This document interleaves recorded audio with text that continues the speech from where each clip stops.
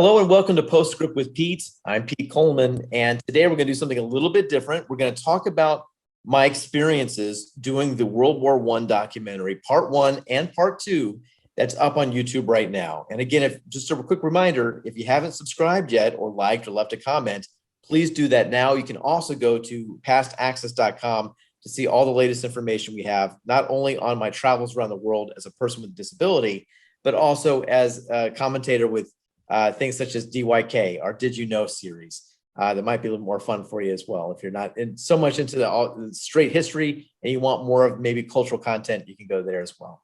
But this show is about a recap of historical nature, talking about World War I and what we did. And we're going to make things a little bit different tonight. My co-host that I've had for many years on the Bohemican podcast and History of Alchemy podcast, Travis Dowd, joining us tonight from Oregon in the United States, North America, talking to here in Prague, about what a 9-hour difference between time zones. And Travis, you're going to be our interviewer tonight, and you're going to walk us through certain things that we've done with the show. So I'll turn it over to you. Yeah, this was because I remember when we first started talking about this idea like 8-7 years ago, something like that. Right. And kind of because it was the centennial of World War I as it's happening. And I think it's just crazy events that were leading up to it, even years before. When did we start? Like 2013, I guess we started. And so, there's exactly 100 years after Europe started to kind of be on a collision course with each other. Right. Yeah, like everything was kind of escalating and mobilizing and building up. And we talked about this a lot, and it was it was completely surreal. It was just amazing actually watching your past access videos on your YouTube channel, and kind of like part 1 was great, and and just seeing part 2 and kind of the recap and closing it, bringing it all together was just I knew full well just kind of how much thought had gone into it, how much work it was, and so yeah, I really kind of, wanted to ask you about that, or kind of go over that with you, which is like, my first question, I guess, is kind of like, just so people understand that this is, besides your son, really a one-man show, from storyboarding to, some scripting, finding B-roll, going on location, shooting B-roll, shooting stand-ups, interviewing people, making silent film come alive with sound. That's a whole nother thing. That was tough. That was a tough one. Post-production,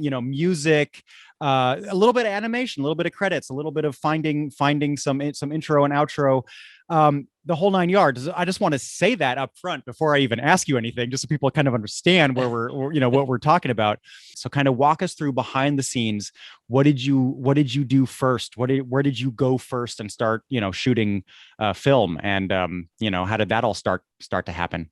This was something long-term in the making, and I thought it was just apropos with the timing to get it done.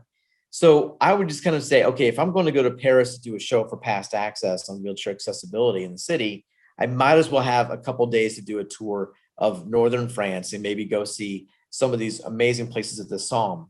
There was a lot of things to get me motivated with it, but my main concern was, am I going to get anything out of it? Because in a wheelchair, I'm not going to be wheeling through trenches. I mean, I tried, but by nature, the trenches are very small and they're zigzag. And they're zigzag for one pretty important reason. If you're not familiar with World War I history, if a shell were to come into a trench and blow up, if it was a straight line, that concussive force would take out everybody right down the line. But the zigzags would disrupt that percussion of the movement of air from an explosion, so it would dissipate and maybe only take out 2 or 3 guys and not the whole unit. So that's why it was very hard for people to get around, to walk around those trenches, and almost impossible for a wheelchair guy. So I was concerned about that, but I think I found some accessibility. I found some things to get around, and I had a great experience doing it for the show. And was that your first stop as far as shooting was Paris and northern France and all that? Actually, it wasn't. My first stop was actually number one stop on the whole tour, which is in Vienna, which is about a 4.5 hour drive from here in Prague. Which is also chronologically maybe. That was the only chronological thing that I did. Everything else was kind of mixed together. Yeah, going to the United States, France, Belgium. And that's the thing that I didn't get into the show. If you've seen part one and part two, you saw that I went to some of these locations, but I had no time to talk about some of the museums I saw in Belgium, in Brussels, which were amazing.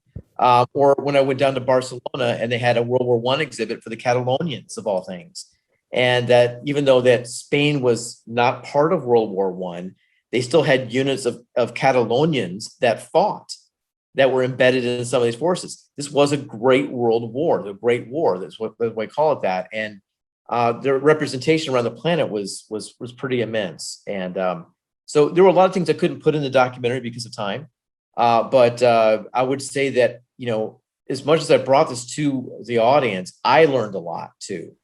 It's such a deep and layered war that it was information overload for me. You can tell that you tried to layer in a bunch of different experiences. One of the things I thought was so great is I think what you cannot tell is that you were on a shoestring budget. It really looks professional, and it looks like you have a crew with you, and the B-roll and just the whole nine. But you're also very opportunistic about it. And for instance, the Australian tourist that you ambushed in part two, and who ended up giving a very Luke. Just an amazing, he's had an amazing couple of words to say about it. And you tied that in as if it was, as if it was part of the original idea. That kind of thing that I think you just made a lot happen with. It wasn't just like, oh yeah, you went to Paris and Vienna and the Smithsonian and kind of talked about all those things. Yeah, it was difficult at times to kind of manage because there's a lot of planning that goes into this to make things work and travel, and especially with wheelchair accessibility factor with accessible hotels and most of these tour places. Like I booked a couple tour guides to do this stuff, to drive from Paris or drive from Brussels to where we need to go, and you get on buses. And the first thing I tell you is, no, it's not wheelchair ready. No, we're not going to help you. So you got to say, here's what we're going to do. We're going to use the word yes. No is not in this conversation. I promise you I'll make it work. If I have to crawl up the bus steps, all I need from you is maybe to throw the wheelchair where the luggage is. And it's a light wheelchair. Well, I promise I won't take any time away from everybody else. So with that in mind, I did all those things, but I had to kind of convince people that it was going to be possible on tours. And so I did that. That was, empowering in some sense to say, I'm not going to take no for an answer. This is too important for me to skirt around it. And hopefully that inspires other people with disabilities to go to these places of history and see what's out there. That's really the idea for Past Access YouTube channel, is that reason, to inspire people with disabilities that they can still take part in history and see these wonderful things that can enlighten you about our history as a human species. But you bring up a good point. To be advantageous, to find somebody and not be shy to say, hey, it looks like you're here for something. Where are you from? And do you have a few minutes to talk to me? I do a little show called this. And sometimes you get some very good heartfelt responses. Luke was one of those guys from Australia, from Sydney, that, this really mattered for him. He flew with his wife all the way around the other side of the planet to pay homage to his relative that fought in the war. That's empowering to see stuff like that too. One thing that we didn't mention is that there are about 3 or 4 voices that I recorded from people that I knew or worked with here in Prague. And I gave them scripts so we can kind of give a more full atmosphere of the program. So if we had a soldier, or we had John McCrae who wrote In Flanders Field, I had a good friend that voiced over that person. We talked about diary entries. Captain May from Manchester, who passed away at the Battle of the Somme. I had a good friend of mine, Sam Beckwith, do that voiceover for him. So yeah, there was a lot of work in post-production. Yeah, you made World War I stereo. That's kind of crazy. The point you were making too is like, well, how do you do some of this stuff if my son's not with me or a friend? I have a kit, and this is going to be probably another video I'll put out this year about what Pete takes to do these stories around the world. And I have a kit. I've got a system down after years of traveling of, backup stuff for wheelchair flat tires and patch kits. I've got, special Allen screws and those type of things to fix bolts on my chair if they come off. I take a camera with me. I take a tripod with me. I take two lavaliers, microphones. I have a GoPro I attached to my wheelchair for down low things. I'm thinking about getting a drone if some places will allow it. So there's a lot of things that I do that I have to pack very economically that I have to carry with me when I go out. So when you see me on these big tours, you might see this giant backpack slung around the front of me. It's kind of like my own studio, selfie stick involved and all those other things, so that I can do this as a one-man show. It's something I've learned as I went to do these programs, but boy, is it exciting. I absolutely love it. And this World War I documentary, as I said, I'm a little greedy because it was more for my edification to know what happened 100 years ago and how important that war was as an influencer for not only the rest of the 20th century, but also the 21st century. I mean, yeah. I mean, on that note, what do you think? Can you think of something that really stood out as far as like, I can't believe I'm standing on this battlefield, or I can't believe, first place it goes to was, and it was a huge segment I did on part 2, which was the Newfoundland Battle Park at Beaumont Hamel, which is at the Battle of the Somme. And it was on the first day of the Battle of the Somme on July 1st, 1916. And it was a bloodiest day for the British Army, but it wasn't a picnic for any of the Commonwealth folks either, like the Australians or the Canadians, specifically the Newfoundlanders. When I was there, you first, when you travel and you live overseas, every time you meet a Canadian, as an American, you meet a Canadian, you feel this automatic attachment because you kind of know what you're going to get. I hope that's not a bad stereotype, because you meet somebody that's just super nice and they speak English, maybe a little French, and they're going to help you along your way. And that was definitely the case of these wonderful Newfoundland college students that do these study abroads every year to work at this battle site as a way to pay forward their thanks to what happened. I think it was something like 800 Newfoundlanders went into the battlefield that day across no man's land, and only 60 came back. That was it. So it was a bloodbath. And there was a thing called the danger tree. Travis, if you remember, I talked about the danger tree. Well, today it's a replica, but at the time in 1916, it was the only living thing in the middle of this battlefield between the Germans and the Commonwealth forces. And I wheeled down to that tree. As I sat there, I had some time for some quiet reflection. And I was looking across, and it was about 3 football fields away is where the German lines were. And I was not even halfway there. And 100 years ago to that point, when I wheeled down there in my wheelchair, and not to be grotesque, but this is the serious part that moved me. I would have been, there would have been 3 corpses above, the ground where I was of slain men that just made it no far. They made it no farther than that. And that sits and it measures with you, because you look at this bucolic scene. They've got sheep that go and graze the grass to keep it low. You hear this, birds, and you have this beautiful, scenery.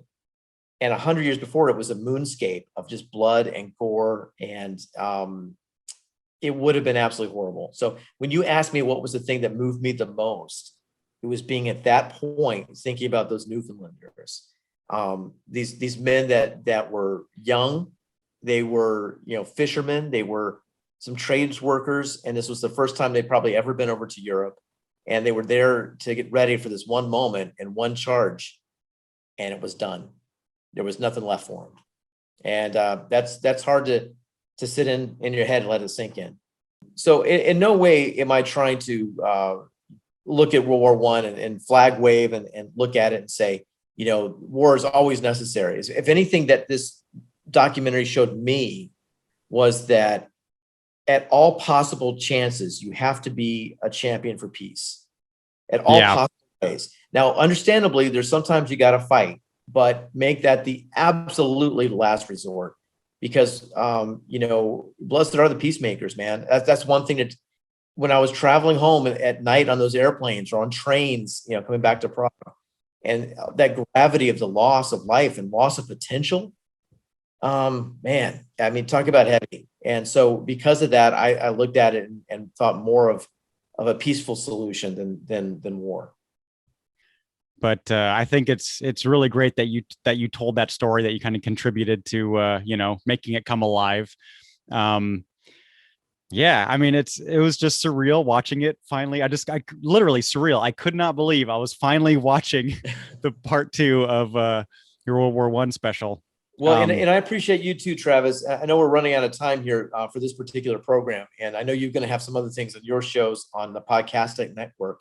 But I want to thank you too as an executive producer of the Podcastnik family, because there are times when you say, Pete, you did this on a shoestring budget. This. I think one of the times I was in Paris, I was like, hey, Travis, I'm out of money. You got to want some money. Like I just for a taxi. I was like one night in a hotel in a taxi, like, man, I don't know. I'm getting out of here. Like, okay. All right. I just said, man, I've been eating one baguette for 2 days, man. I have to have enough money to go to the Somme on Friday. So, because it takes a lot of cash to do these things. And, it's so amazing to see the final product and kind of know how much how much blood and tears went into this. And for those of you who don't think that Travis has skin in the game, I want you to look at his shirt right now. So say something. Oh man, Travis. super fan. I mean, okay, yeah, you can help us out. We do have one sponsor, which is our own shop, Podcastnik Shop. I'll probably fire up Photoshop again today to try to come up with another design or two. You can put some little Pete Collman on your shoulder. That's not so bad. Nice, isn't it? Past access with Pete. There you go. That's right. Uh-huh. Well, guys, we're going to wrap up the show today. Travis, thanks so much for running the helm on this one as our interviewer. And I'm sure we'll see you again on some of our future projects. Until next time, I want to thank our listeners and our viewers on YouTube and on our Podcastnik show for Past Access. I'm Pete Collman, Postscript. We'll see you next time. We want to thank you for joining us on Past Access. Remember, you can catch all of our shows on our YouTube channel as well as our audio podcasts to get an idea about what it's like to travel in a wheelchair throughout Europe and throughout the world, especially with historical context. And so always remember that we want to make sure that you have barrier-free travel through history here on Past Access. Once again, I'm Pete Collman, saying goodbye from France.